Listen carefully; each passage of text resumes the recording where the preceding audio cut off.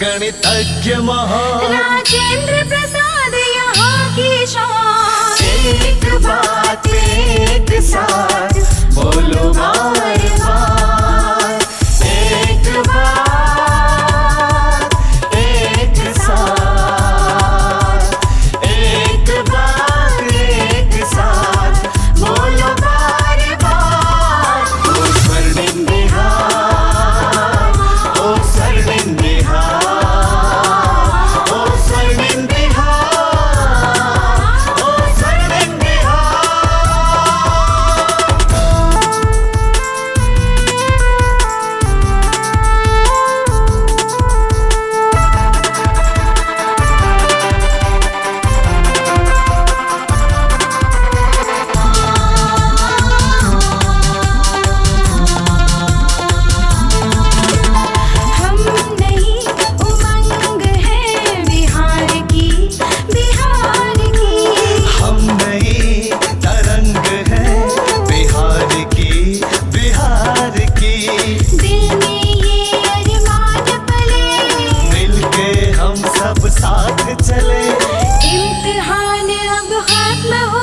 खुशहाल हुआ है बिहार। देखे हमने जो भी ख्वाब हो रहे साकार, देखे हमने जो भी